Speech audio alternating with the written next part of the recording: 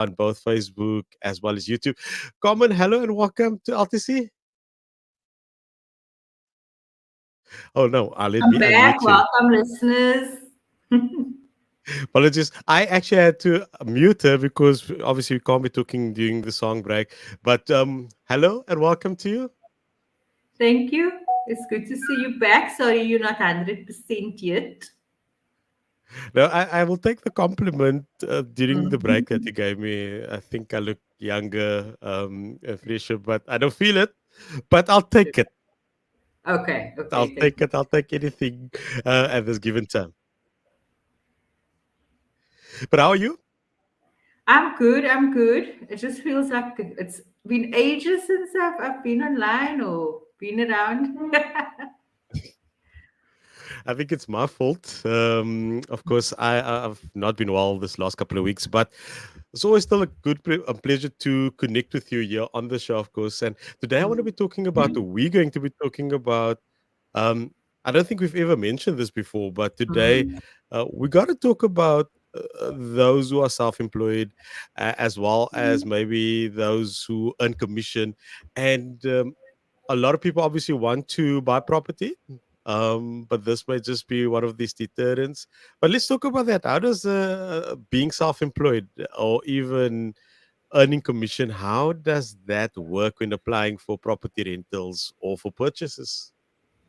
Okay, so the reason I chose this topic was really um, this. I think post COVID, or a lot of people have gone towards the route of entrepreneurs, self employed, freelancers.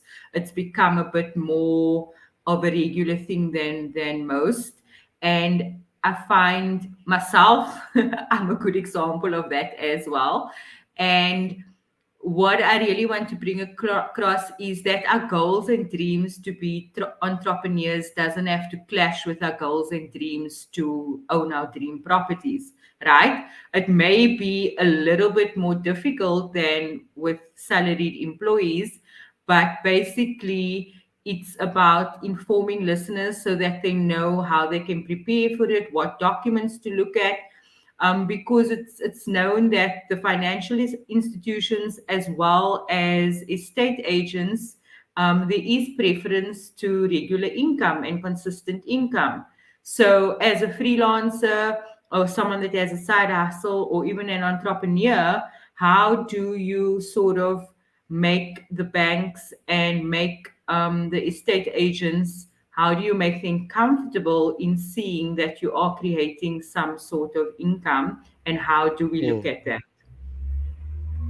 So you've mentioned a little bit earlier something about paperwork, of course, and I also speak from personal experience because a lot of Mm. in terms of what I do, I'm self-employed, but also um, I'm also working basically in that commission structure. If you think about it, so Okay. can you explain the importance of having proper documentation or for irregular income sources in property transactions? Let's talk about that.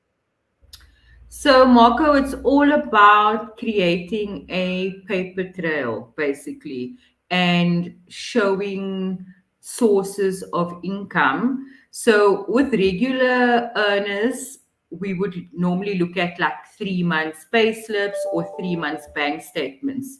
So, we're saying with someone that has irregular income, maybe you earn commission or you're a freelancer, we need to then see how the income is spread. So instead of looking at, for instance, at 3 months bank statements, we could say now give us 6 months bank statements, right? So that we've got a broader period to look at, and then we will look at sort of an average, right? So I think the important message is no matter what kind of income you are earning, find a way to record it. Record keeping is important. So, whether you are invoicing your clients,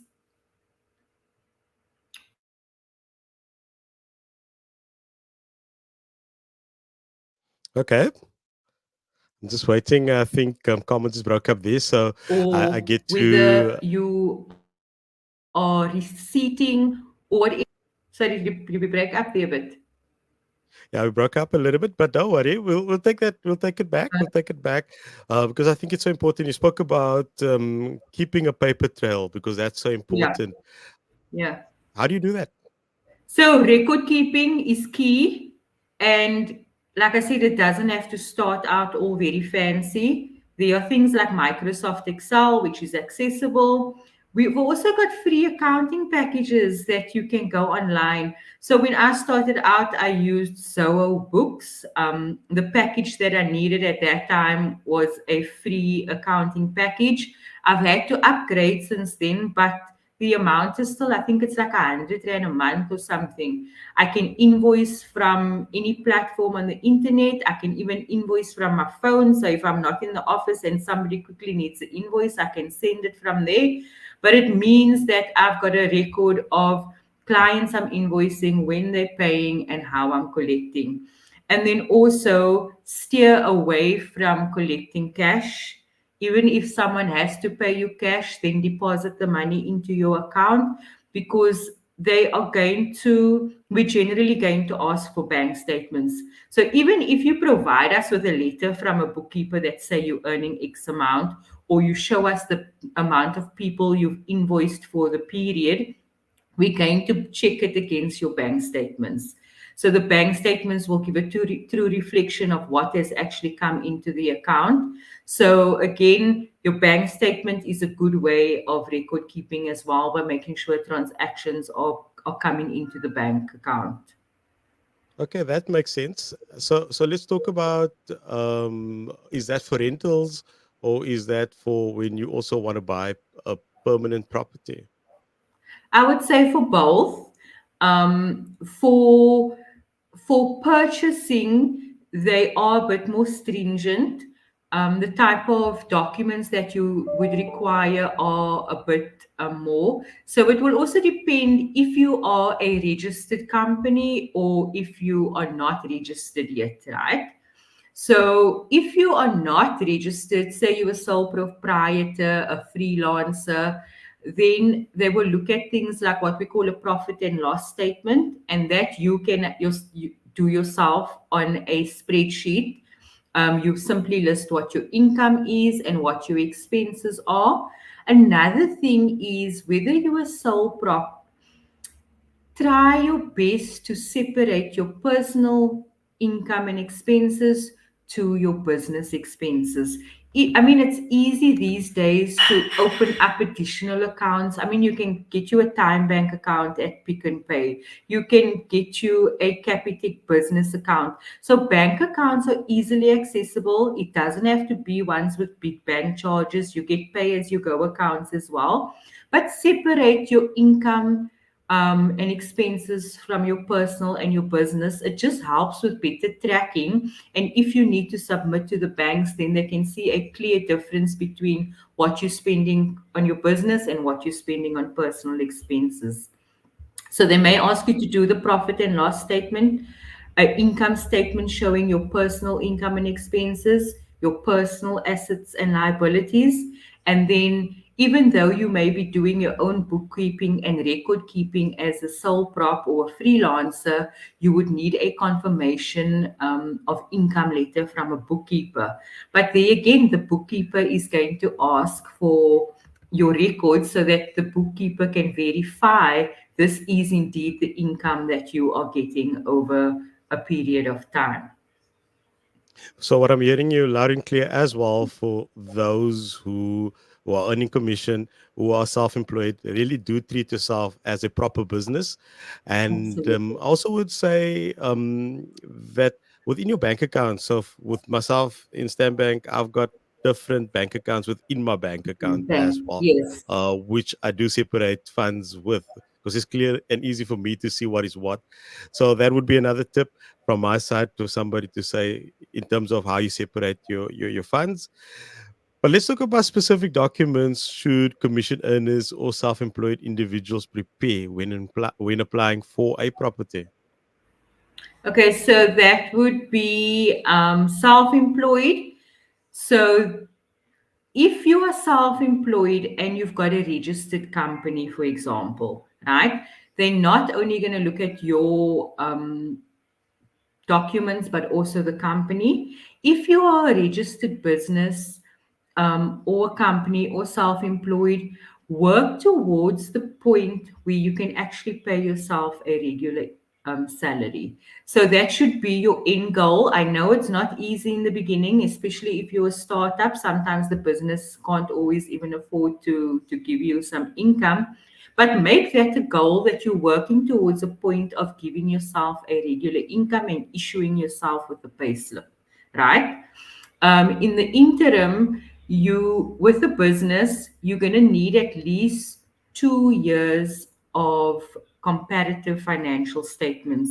So your business then needs to be in existence for at least 3 years, because when you present the annual financial statements, you need to have what we call a comparative. So it will have to be a year on year comparative, which means you've got 2 years of financials to present to the bank.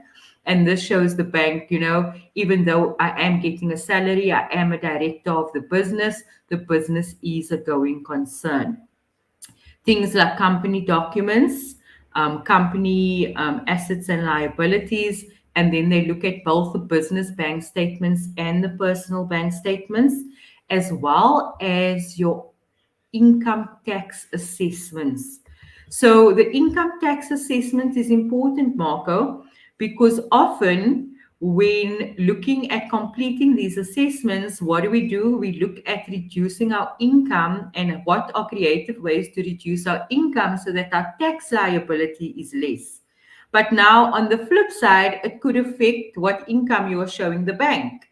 Because there again, your income is now reduced, so the bank sees that Mm. you are earning less. So you have to make sure that you've got a clear balance between, trying to reduce your income and to show a decent income as well. So make sure that, I mean, if you've got a bookkeeper, discuss that with your bookkeeper as well. What is the best way to show that? So even if your accountant is saying the declaration of income is X amount, remember they're going to check your bank statements and they're also going to check your tax assessment. And there has to be a match between the different documents that you are providing. Okay. I want to, as an aside, ask this. So, you may be the one in terms of earning commission or you're self employed, but you may be married, your partner is the one that's stable. Does that help? And how does it work? Absolutely, Marco. So it does always help if one has a stable income and perhaps that person is stable enough to apply, and then adding your income to it, even though it's inconsistent, it does help as a buffer. So they also, I mean, I've had instances where I've had a couple, they married in community of property. The one is self-employed and the one has a very good job and they've got a stable income, right? But the guy that was self-employed got a bit of a knock during COVID. Couldn't keep up with the rental payments of the facility because there was no income coming in from the business. And then it affected his credit record a bit. But because they married in community of property, you cannot do the application in isolation. So even if you're self-employed and your partner is not, or your partner has a fixed income and your partner thinks, ah, let me do the application on my own, you have to see if you're married in community of property, you cannot separate the two. So your marital status is also does play an important role on how you're doing that application. Okay. So I've got a couple more questions for you. So, from an agent's perspective, what factors do you consider when assessing the financial credibility or of the commission, rather, commission earners or self employed applicants? Okay, so like I said, we will look at history. We will check because the credit reports that we pull will be able to tell. So we won't just do a credit check on the individual, we'll do a credit check on the company as well. And then we will also check the history. It does always help if there's a previous landlord reference, because then, it does help to tell us how they've paid rent previously. We will check how they manage their accounts, both themselves and the business. And then, of course, when we look at income, we will look over an average period of the 6 months and then see how that goes. So we've recently just had a case where we've looked at the average over 6 months, but because December and January is a quiet period, it dropped his commission for December and January, right? Because of the type of industry that the applicant is in. So the applicant couldn't qualify right now. So now he has to wait another 2 months to get his payslip sorted for April and May, and then we look at the 6 months period for with excluding December and January, because December and January's sort of no income brought it down completely. So what sometimes you can't help the client right now, but you can then inform them that this is what we're going to have to work on, and let's try again in 2 or 3 months' time. Sure. So it's been very informative. Somebody also saying, yeah, on Facebook, that's Norman Parker is very informative.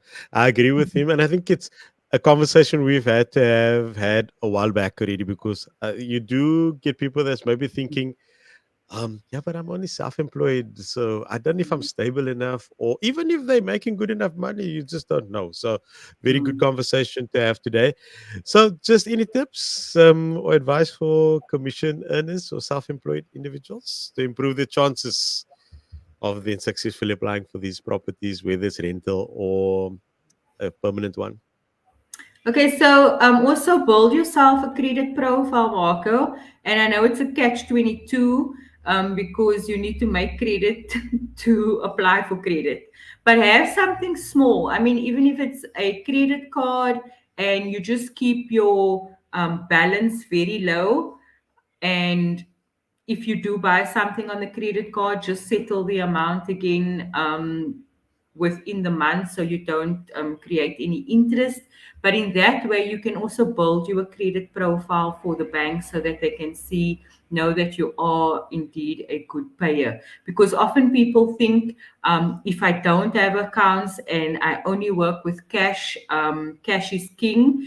Yes, but the banks want to see that you've got some sort of Yeah, I a want to see credit it. profile, and they want to see a payment history. So you have to create that. I remember at my previous workplace, I had a colleague that didn't have any credit. Yeah. And boy, did he find out quickly the world don't work like that. The banks want That's, to see credit. that's, He had no accounts, nothing. He had to mm, open something. And it's a weird way of looking at things, but that's the way the world works. Somebody yeah. actually just sent a message now, says, Mark, a great topic. I'm in the market, and this is a very, very good entrepreneur, self-employed, in the gourmet food industry. This guy, so he's also picking up that this is something that Mm. people wanted to hear for a while as well. Okay, so any last info you want to give before we go? I know we haven't seen each other for a while. I know, yes. Yeah, so for me, it's just like, don't give up before you tried. Rather, do the application. You're welcome to contact me. My contact details are there. We do a application on a generic form, which means you complete the application once. I can submit it to all the four main banks as well as to SA Home Loans. And, the criteria is more or less the same, but there's some small nuances with most of the financial institution. So we can then see, based on your application, what your structure is, what your background is, what is the bank that's going to give the best offer. And we can do that pre-qualification or pre-application before you even start searching for your property, so that you know exactly where you stand, what you qualify for, and then when you go shopping, you are a bit more confident. Or you can have a 3 to 6 month plan on what you need to work towards in order to achieve your property goals. I see some questions coming through now, but we're already almost over time. Maybe we'll squeeze this one in. Let's see if I can maybe pop it into our other stream. This is coming via WhatsApp. Let me see if I can put it into. Let's see if I can put it into our stream here. Okay, let's do that. Let's see. Let's see. So you can Okay. also see common. So here's your question. That's for you. You can read it out if you can. Okay. So if I am married and want to rent, can we rent a place with another family member to use all three income for affordability? How does that work? Absolutely, you can. So the way we would look at it, we would look at the third person as a guarantor, and that they won't be occupying the premises, but they will be a leaseholder. So, as long as the third person understands that they hold the full responsibility as the leaseholder, because they need to be signing the lease agreement with yourself and your spouse. And I think that is what a lot of people don't understand when they are assisting people applying for properties. And coming in to assist with affordability. We follow the whole process. And then when we come and issue the lease agreement and request that they sign the lease, they say, whoa, I'm not going that far. So as long as the person that is family member that's going to assist you understands that they're taking on the full responsibility as a leaseholder and will be held responsible for the full lease term as you that will be occupying the premises. I almost don't want to go on to our WhatsApp line here just to see. There are a couple of questions, but somebody's asking for the contact details of the agent. No, no, no, no. She's just not an agent. She is our favorite realtor, Carmen Yes. Gamieldien. Hashtag just saying. If you didn't know, now you know. But for those who don't know the details, Carmen, how do they contact you? So my cell number is 079 495 7358. I repeat 079 495 7358, and that is WhatsApp friendly as well. So you can just forward the same message you've sent to CCFM. I'll happily assist. Otherwise, you can email me at Carmen at Meraki Property Solutions.co.za. That's Carmen at Meraki Property Solutions.co.za. And if you're searching Meraki, it's Meraki. And for those of you who's been tuned in on Facebook as well as YouTube, you obviously will see all of the details on your screen. And if you want to listen back or watch it back, you can, of course, go watch it on those two platforms and all the details there. Comment with that. We have to end off. Always fantastic to be with you. Okay. Bye bye. I'll see you next week. Hopefully, you're good enough to come back to studio. I'm going to be good enough. So, with Good. that, we say bye to you for now. Comment till next time. God Okay. bless you and bye bye.